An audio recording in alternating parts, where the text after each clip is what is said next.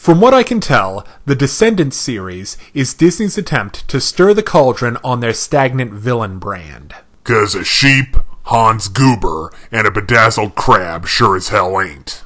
And its latest entry, Disney Descendants 2, is not very good. In fact, it's pretty bad. You know, I think that may have been the goal.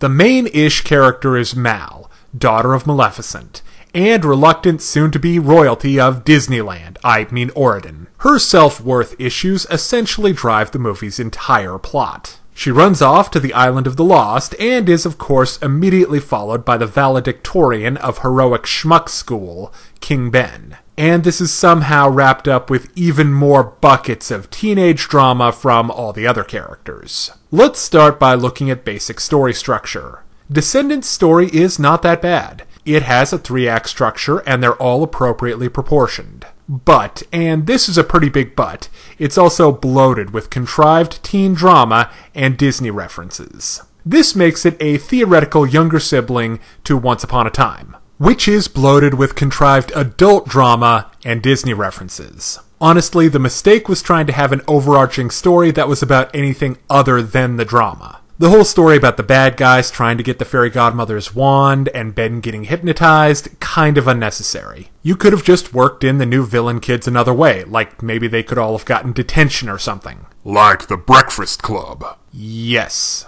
Now I want to talk about the glue that holds this movie together, the songs, which are overall pretty darn good. They start off with their best number, the Ways to Be Wicked music video. This is a lot of fun, high energy, with playful visuals. I was also really fond of Uma's villain song. But like I said, most of the music is pretty good. They tend to use that unsy techno music a lot, but that's not a bad thing. I like techno. You would. The other genuine strength of Disney Descendants 2 is its sense of humor. Cheesy visual gags like the sword check and Lady Tremaine's curl up and die are legitimate laughs. And Baby Gaston is for real funny, as in I'm laughing at him in a good way. Now let's move on to the production design. It's, what's the nice word for cheap? Thrifty? Yeah, that's it. Thrifty. The production design looks thrifty. Mickey's School for Gifted Youngsters is the better looking of the two primary locations, as it's an actual building and looks better than the series of Universal Studios level sets that is the Island of the Lost. The costume design and choreography is likewise fairly underwhelming. So in the end, the fan service, i.e. all the references and such to the justifiably beloved villains of Disney past, don't quite override the overall low quality of the proceedings. But if you absolutely need to scratch that Disney bad guy itch, go see the first 2 seasons of Once Upon a Time. But after that, if you're so inclined, check out Disney Descendants 2. Now it's time to break down the good and the bad in Disney Descendants 2.